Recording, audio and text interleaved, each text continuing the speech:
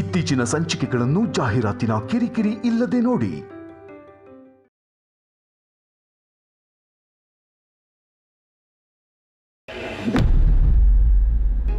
ಅರ್ಥ ಮಾಡ್ಕೋ ಪ್ರೀತು, ಪ್ಲೀಸ್ ದಯವಿಟ್ಟು ಹೇಳಿ.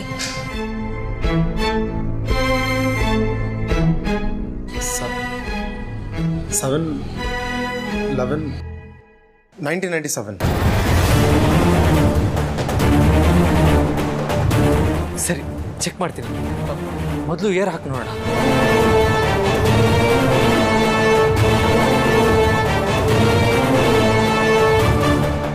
ಅವಳು ಡೇಟ್ ಆಫ್ ಬರ್ತ್ ಏನೋ ಹೇಳಿದೆ, ಆದರೆ ಅದೇ ಪಾಸ್ವರ್ಡ್ ಆಗಿದ್ರೆ ನಾನು ಸಿಕ್ಕಾಕೊಳ್ಳೋದಂತೂ ಗ್ಯಾರಂಟಿ.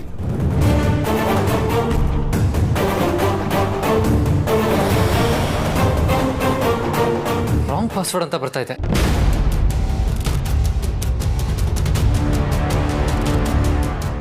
ಸರಿ, ಡೇಟ್ ಹಾಕಿ ನೋಡ್ತೀನಿ.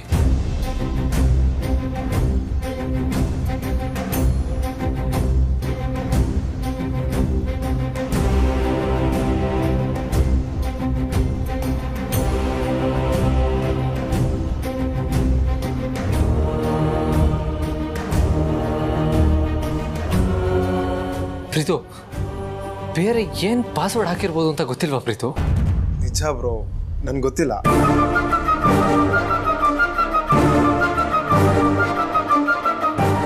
ಯಜಮಾನ್ರೆ, ಅವಳು ಇವ್ರನ್ನಂತಾನೆ ಇಷ್ಟಪಡೋದು. ಇವ್ರ ಹೆಸರು ಹಾಕಿ ನೋಡಿ. ಇಲ್ಲ ಪಾರು, ಹೆಸರು ಹಾಕೋದಕ್ಕೆ ಆಪ್ಷನ್ ಇಲ್ಲ, ಬರೀ ನಂಬರ್ಸ್ ಅಷ್ಟೇ.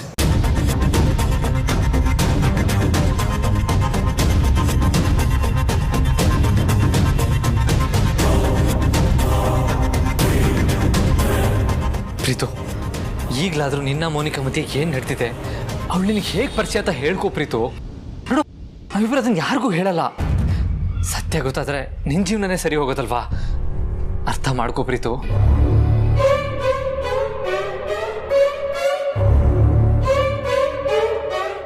ನಮ್ಮಿಬ್ಬರ ಹತ್ರ ಹೇಳಿ.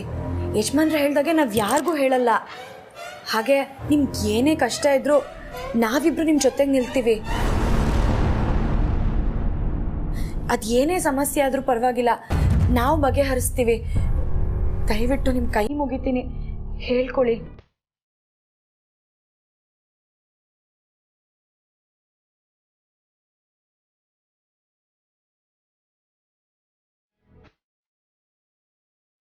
ಆಗಿದಾಗ್ಲಿ ಹೇಳ್ತಿದ್ದೀನಿ.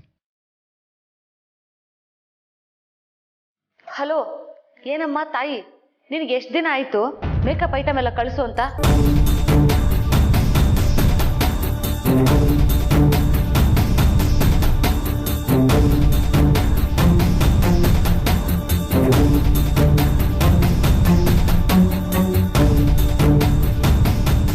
ದಾಮಿನೇನೆ ನಮ್ಮ ಕ್ಯಾಮ್ರಾ ಅಂತ ಗೊತ್ತಾಯ್ತು ತಾನೆ. ಅವಳೇ ನಮ್ಮ ಅಸ್ತ್ರ. ಏನೀಗ?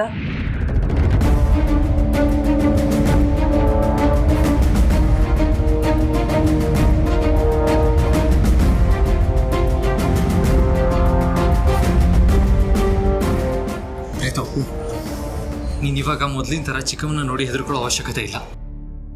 ಇವಾಗ ಏನೂ ರೆಕಾರ್ಡ್ ಆಗಲ್ಲ. ಅವ್ರ ಹತ್ರ ಇದ್ದಿದ್ದ ಕ್ಯಾಮ್ರಾನ ನಾನು ಕಿತ್ತು ಬಿಸಾಕಿದ್ದೀನಿ.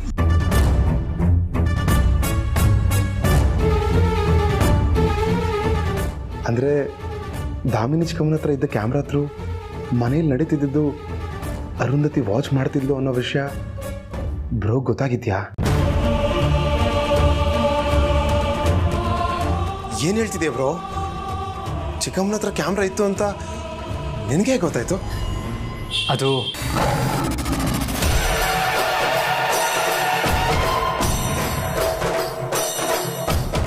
ಚಿಕ್ಕಮ್ಮ, ಏನಿದು? ತಾಯ್ತ ಕಣಪ್ಪ. ಯಾಕೆ ಇವತ್ತೇ ಹಿಂಗ್ ಪ್ರಶ್ನೆ ಕೇಳ್ತಾ ಇದೀಯಾ? ಯಾಕೆ ಅಂದ್ರೆ ಈ ತಾಯ್ತದಲ್ಲಿ ಕ್ಯಾಮ್ರಾ ಇದೆ, ಅದಕ್ಕೆ.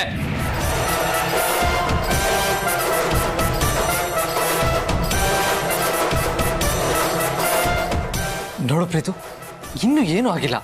ನಾವೆಲ್ಲರೂ ನಿನ್ನ ಜೊತೆಗಿದ್ದೀವಿ. ನಿನ್ನ ಹಿಂದೆ ಯಾರೇ ಇದ್ರೂ ಹೆದರ್ಕೋಬೇಡ ಪ್ರೀತು. ನನ್ನ ತಮ್ಮ ಏನು ತಪ್ಪು ಮಾಡಿಲ್ಲ ಅನ್ನೋ ನಂಬಿಕೆ ನನಗಿದೆ. ಧೈರ್ಯವಾಗಿ ಹೇಳು ಪ್ರೀತು. ನಿನ್ನ ಹಿಂದೆ ಯಾರಿದ್ದಾರೆ? ಯಾರು ನಿನ್ನ ದಾಳವಾಗಿ ಇಟ್ಕೊಂಡು ಇದನ್ನೆಲ್ಲ ನಡೆಸ್ತಾ ಇದ್ದಾರೆ?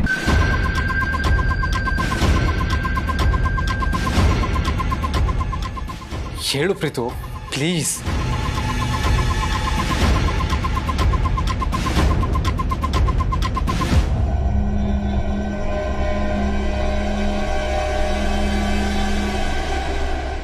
ಕಾಲಾವಕಾಶಕ್ಕೆ ಕಾಯೋದು ವ್ಯರ್ಥ, ಹೇಳ್ಬಿಡ್ಬೇಕು.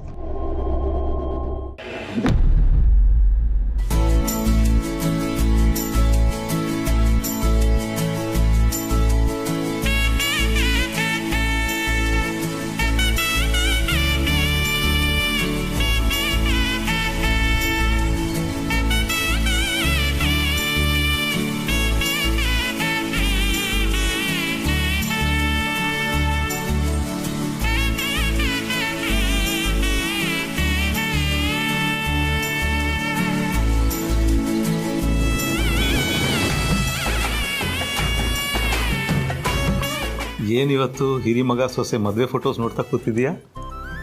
ಹೌದು ರಘು, ಇಷ್ಟು ದಿನ ಈ ಫೋಟೋಗಳನ್ನ ನೋಡಬೇಕು ಅಂತ ನನಗೆ ಅನಿಸೇ ಇರಲಿಲ್ಲ. ಆದರೆ ಇವತ್ತು ಯಾಕೋ ನೆನಪಾಯಿತು, ಅದಕ್ಕೆ ನೋಡ್ತಾ ಇದ್ದೀನಿ.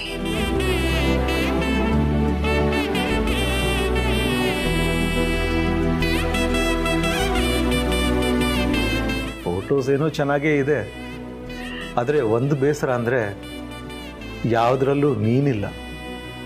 ಫೋಟೋದಲ್ಲಿ ಇಲ್ಲದೆ ಹೋದ್ರೆ ಏನಂತೆ ರಘು? ಅವರಿಬ್ಬರ ಮನಸ್ಸಿನಲ್ಲಿ, ಹೃದಯದಲ್ಲಿ ನಾನು ಭದ್ರವಾಗಿದ್ದೀನಲ್ಲ, ನನಗಷ್ಟೇ ಸಾಕು. ವಾವ್, ಎಂಥ ಮಾತು ರಘು. ಮದುವೆಗಳಲ್ಲಿ ಈ ಫೋಟೋ ತೆಗೆಯೋ ಕಾನ್ಸೆಪ್ಟ್ ಇರುತ್ತಲ್ಲ, ಅದೇ ಎಂಥ ಚಂದ ಅಲ್ವಾ?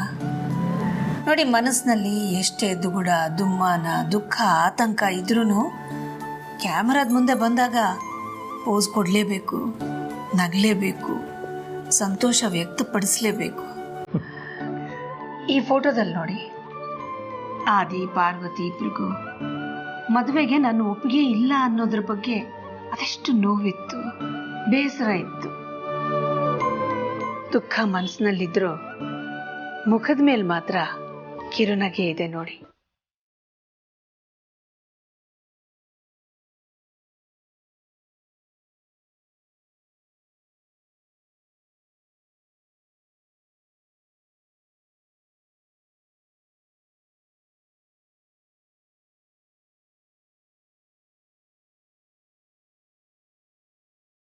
ನಮ್ಮ ಹನುಮಂತು ನೋಡಿದ್ರೆ ತುಂಬಾ ಸಂತೋಷ ಆಗುತ್ತೆ.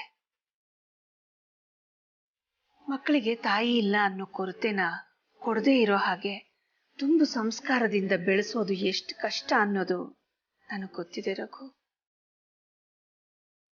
ಆದ್ರೆ ನಮ್ಮ ಹನುಮಂತು ಇಬ್ಬರು ಮಕ್ಕಳನ್ನು ಅದೆಷ್ಟು ಪ್ರೀತಿಯಿಂದ ಬೆಳೆಸಿದಾನೆ. ಹನುಮಂತುನಂಥ ವ್ಯಕ್ತಿ ನಮ್ಮ ಬೀಗರು ಅಂತ ಹೇಳ್ಕೊಳ್ಳೋದಕ್ಕೆ ನಂಗೆ ತುಂಬಾ ಹೆಮ್ಮೆ ಅನ್ಸುತ್ತೆ.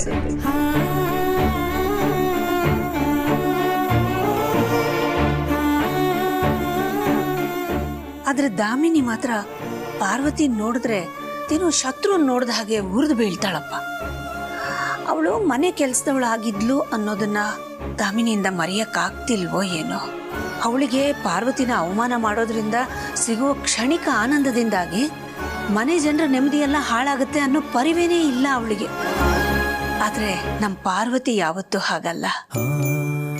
ಮನೆ ಜನರ ನೆಮ್ಮದಿಗೋಸ್ಕರ ಅವಳಿಗದೆಷ್ಟೇ ನೋವಾದ್ರೂ ತಾಳ್ಮೆ ಕಳ್ಕೊಳ್ಳಲ್ಲ.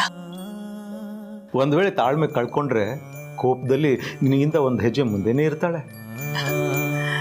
ನಿಜ.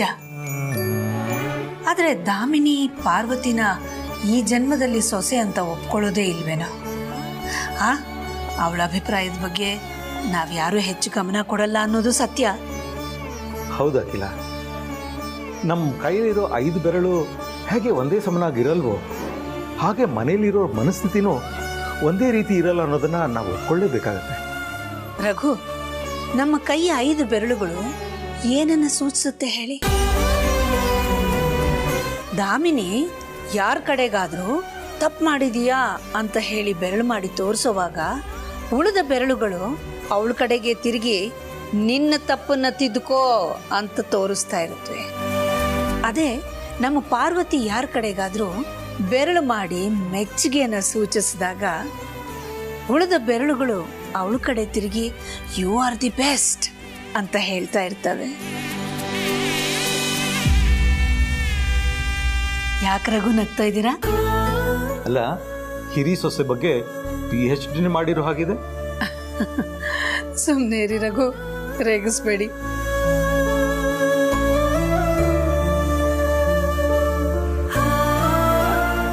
ಅಖಿಲ,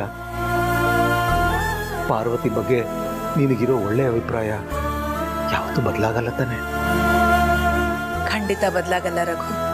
ಯಾಕಂದ್ರೆ ಪಾರ್ವತಿ ಏನು ಅಂತ ನಾನು ಸಂಪೂರ್ಣವಾಗಿ ತಿಳ್ಕೊಂಡಿದ್ದೀನಿ.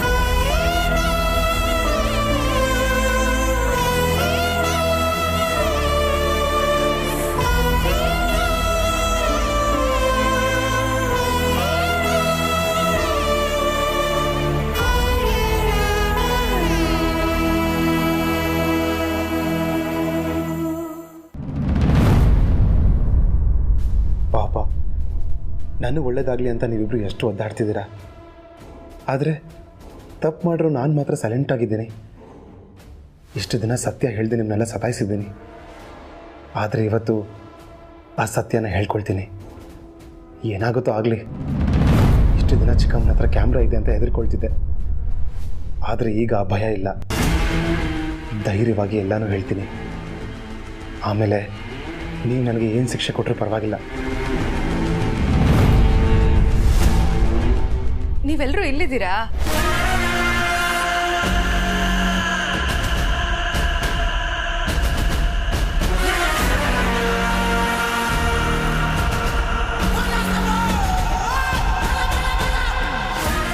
I love you. ಪ್ರೀತಿ ನಿನ್ನ ನೆನಪಿನ ಜೊತೆಗೆ ತಾಳಿರು ನಾನು ಇಲ್ಲಿಗೆ ಮುಗಿಲಿ. ತಗೋ. ಬರೀ ಐ ಲವ್ ಯು ಅಂತ ಕಾಟಾಚಾರಕ್ಕೆ ಹೇಳಿದ್ದಕ್ಕೆ ಜನನಿ ನಾನು ಕಟ್ಟಿದ ತಾಳಿ ತೆಗೆದು ಮನೆ ಬಿಟ್ಟು ಹೋಗಿದ್ಲು. ಇನ್ನು ನನ್ನ ಮೋನಿಕಾ ವಿಡಿಯೋ ವಿಷಯ ಗೊತ್ತಾದ್ರಂತೂ ಪರ್ಮನೆಂಟಾಗಿ ನನ್ನಿಂದ ದೂರ ಹೋಗ್ಬೋದು. ನಿನ್ನ ಕಳ್ಕೊಂಡು ನಾನು ಹೇಗಿರಲಿ? ಬೇಡ, ವಿಷಯ ಹೇಳಿ ನನ್ನ ಹೆಂಡತಿನ ಕಳ್ಕೊಬಾರ್ದು. ಯಾಕೆಲ್ಲರೂ ಸೈಲೆಂಟ್ ಆಗಿಬಿಟ್ರಿ? ಏನಾದರೂ ಸೀರಿಯಸ್ ವಿಷಯ ಮಾತಾಡ್ತಿದ್ರಾ? ನಾನು ಬರ್ತಿದ್ದ ಹಾಗೆ ಸೈಲೆಂಟ್ ಆಗಿಬಿಟ್ರಿ. ಹೇ, ಆ ಥರ ಎಲ್ಲ ಏನಿಲ್ಲ ಜನನಿ. ಆಫೀಸಿಗೆ ಸಂಬಂಧಪಟ್ಟಂಗೆ ಏನೋ ಮಾತಾಡ್ತಾ ಇದ್ವಿ. ಅಷ್ಟರಲ್ಲಿ ಅದಕ್ಕೇನೋ ಊಟ ಕರೆಯಕ್ಕೆ ಬಂದರು. ನೀನು ಅಷ್ಟರಲ್ಲಿ ಬಂದೆ ಅಷ್ಟೇ. ಹೌದಾ? ಸರಿ, ಎಲ್ಲರೂ ಕೈಕಾಲು ಮುಖ ತೊಳ್ಕೊಂಡು ಊಟಕ್ಕೆ ಬನ್ನಿ. ಪ್ರೀತು, ನೀನೇನೋ ಹೇಳೋದಕ್ಕೆ ಬಂದೆ. ಜನನಿ ಬಂದ್ಲು ಅಂತ ಸುಮ್ಮನಾದೆ. ಅದೇನು ಅಂತ ಹೇಳು ಪ್ರೀತು. ಆ ಥರ ಎಲ್ಲ ಏನೂ ಇಲ್ಲ ಬ್ರೋ. ಇಲ್ಲ ಪ್ರೀತು, ನೀನು ಏನೋ ಹೇಳಬೇಕು ಅಂತ ಡಿಸೈಡ್ ಮಾಡಿದ್ದೆ. ಆದರೆ ಜನನಿ ಬಂದ್ಲು ಅಂತ ಗಾಬರಿಲಿ ಸುಮ್ಮನಾದೆ. ಹೌದು ತಾನೆ? ಹೌದು. ಏನಿವಾಗ?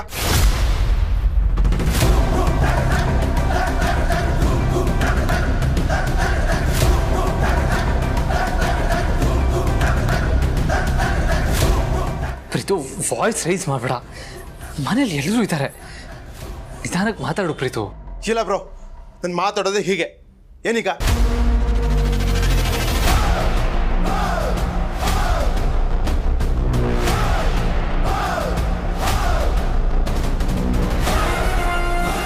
ಪ್ರೀತು ನೋಡು, ದಾಮಿನಿ ಚಿಕ್ಕಮ್ಮನ ಹತ್ರ ಕ್ಯಾಮ್ರಾ ಇಲ್ಲ.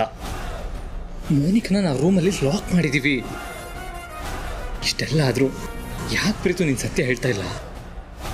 ಯಾವ ಭಯ ನಿನ್ನ ಸತ್ಯ ಹೇಳೋದ್ರಿಂದ ತಿಳಿತಾ ಇದೆ? ಅದೇನು ಅಂತ ಹೇಳು ಪ್ರೀತು.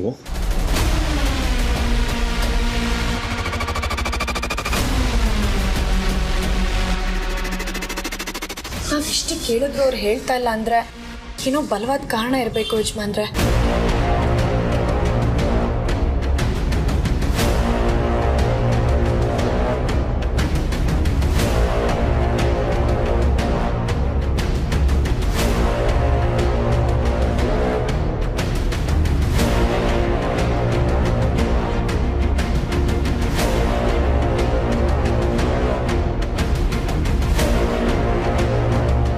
ನನಗೆ ಅರ್ಥ ಆಗುತ್ತೆ ಪ್ರೀತು, ಹೆದರ್ಕೋಬೇಡ. ನೀನೇ ಹೇಳೋವರೆಗೂ ನಾವು ನಿನ್ನ ಹತ್ರ ಏನೂ ಕೇಳಲ್ಲ. ಆದರೆ ನೀನು ಸರಿ ಇದ್ರೆ ಯಾವುದೇ ಕಾರಣಕ್ಕೂ ನೀನು ಸೋಲು ಒಪ್ಕೋಬೇಡ. ನಾವು ನಿನ್ನ ಜೊತೆಗಿರ್ತೀವಿ. ಆದರೆ ಒಂದು ವಿಷಯ ನೆನ್ಪಿಟ್ಕೋ, ಯಾವುದೇ ಕಾರಣಕ್ಕೂ ಅಮ್ಮ ತಲೆ ತೆಗೆಸ್ದೇ ಇರೋ ಥರ ನೋಡ್ಕೋ. ಅಷ್ಟೇ ನಾವು ನಿನ್ನ ಕೇಳ್ಕೊಳ್ಳೋದು. ನೀನು ಹಾಗೆ ಮಾಡಲ್ಲ ಅಂತ ನಾವು ನಂಬಿದ್ದೀವಿ. ಸರಿ ಬ್ರೋ. ಸಾರಿ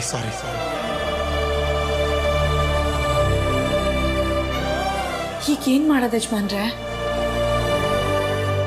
ಹೇಗಿದ್ರು ಮೋನಿಕಾ ಫೋನ್ ನಮ್ಮ ಹತ್ರನೇ ಇದೆ. ಸರ್ವಿಸ್ ಪ್ರೊವೈಡರ್ ಆಫೀಸಲ್ಲಿ ಕೆಲಸ ಮಾಡ್ತಾ ಇರೋ ಕೃಷ್ಣಮೂರ್ತಿ ಅವ್ರಿಗೆ ಕಾಲ್ ಮಾಡಿ ಇದ್ರ ಡೀಟೇಲ್ಸ್ ತೆಗ್ಸೋಣ. ಮೋನಿಕಾ ಬಗ್ಗೆ ಇನ್ಫಾರ್ಮೇಶನ್ ಸಿಗಬಹುದು.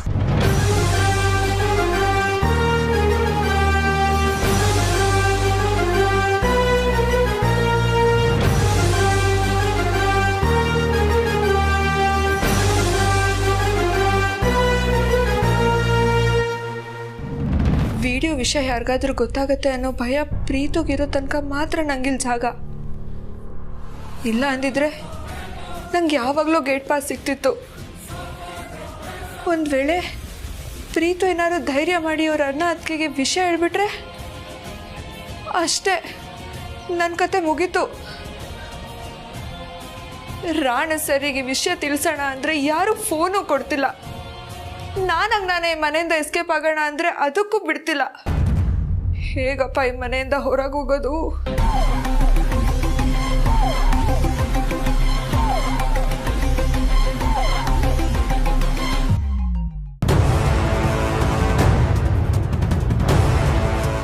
ಜನನಿಗೆ ನಮ್ಮಿಬ್ಬರ ವಿಷಯ ಎಲ್ಲಿ ಗೊತ್ತಾಗೋಗ್ಬಿಡತ್ತೋ ಅಂತ ಪ್ರೀತು ಒದ್ದಾಡಬೇಕು. ಆ ಒದ್ದಾಡ್ದಲ್ಲಿ ಬೇಸತ್ತು ನನ್ನ ಈ ಮನೆಯಿಂದ ಹೊರ ಕಳಿಸ್ಬೇಕು. ಹಾಗೇನಾದರೂ ಮಾಡಬೇಕು. ಏನು ಮಾಡಲಿ?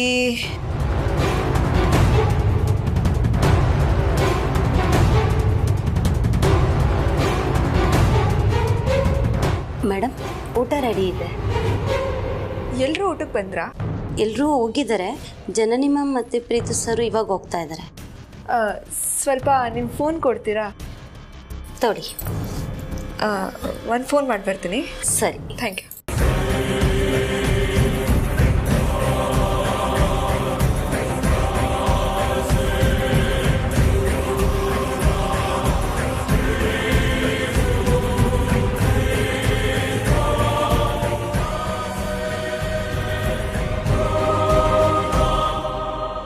ಹಲೋ, ಹೇಳಿ ಭಾಗ್ಯ. ಭಾಗ್ಯ ಅಲ್ಲ, ನಿನ್ನ ಮೋನಿಕಾ.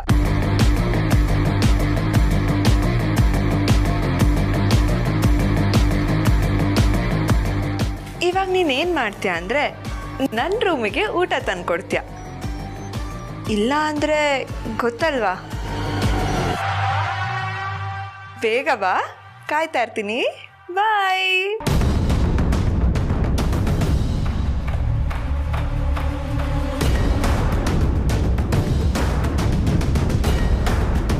ನಂಗೆ ಅರ್ಥ ಆಯಿತು. ಊಟ ತಗೊಂಡು ಕೊಡು.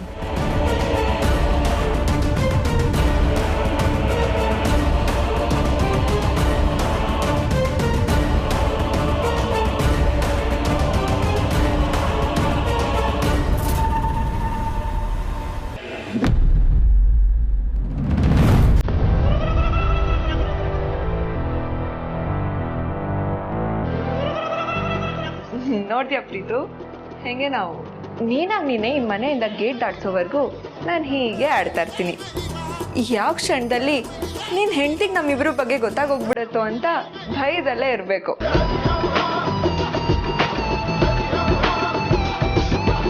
ನೀನು ಇವಾಗ ಊಟ ತಂದ್ಕೊಟ್ಟಿರೋ ವಿಷಯ ನಿನ್ನ ಹೆಂಡತಿ ಗೊತ್ತಾದ್ರೆ ಏನು ಮಾಡ್ತೀಯಾ?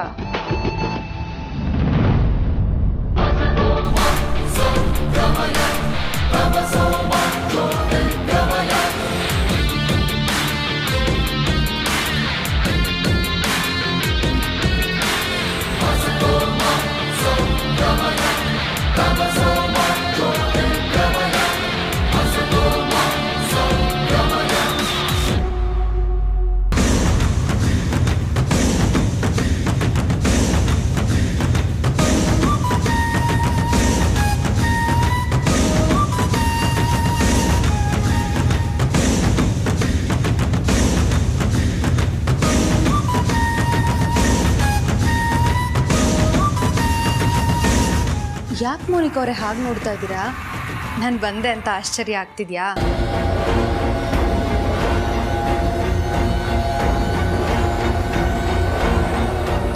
ಪ್ರೀತು ನಿಮಗೆ ಊಟ ಏನೋ ತಂದ, ಆದರೆ ನೀರು ತರೋದನ್ನೇ ಮರ್ತು ಬಿಟ್ಟ.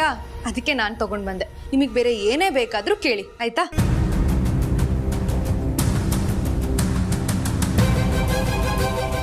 ಅಲ್ಲ ನಿಮ್ಮ ಗಂಡ ನನಗೆ ಊಟ ತಂದ್ಕೊಟ್ಟಿದ್ದು ನಿಮಗೆ ಬೇಜಾರಾಗ್ಲಿಲ್ವಾ? ಇದ್ರಲ್ಲಿ ಬೇಜಾರು ಮಾಡ್ಕೊಳ್ಳೋ ಅಂಥದ್ದು ಏನಿದೆ ಮೋನಿಕಾ ಅವರೇ? ಈಗ ನೀವು ನಮ್ಮನೆ ಅತಿಥಿ ಸತ್ಕಾರ ಮಾಡೋದು ನಮ್ಮ ಕರ್ತವ್ಯ ಅಲ್ವಾ? ಸೊ ನನ್ನ ಗಂಡ ಆ ಜವಾಬ್ದಾರಿನ ನೀಟಾಗಿ ಪಾಲಿಸ್ತಾ ಇದ್ದಾನೆ ನೋಡಿ. ನಿಮಗೆ ಮತ್ತೇನಾದರೂ ಬೇಕಾದ್ರೆ ಸಂಕೋಚನೇ ಪಡ್ಕೊಳ್ದೆ ನನ್ನ ಗಂಡನ ನಂಬರ್ಗೆ ಫೋನ್ ಮಾಡ್ಬಿಟ್ಟು ಕೇಳಿ ಆಯ್ತಾ?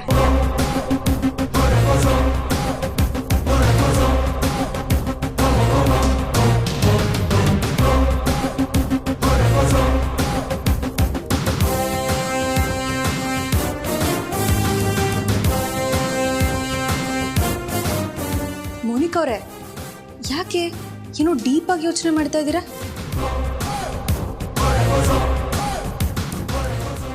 ಏನಿಲ್ಲ. ಮತ್ತೆ ಊಟ ಮಾಡಿ. ಕುಡು ಪ್ರೀತು, ಕುಡು.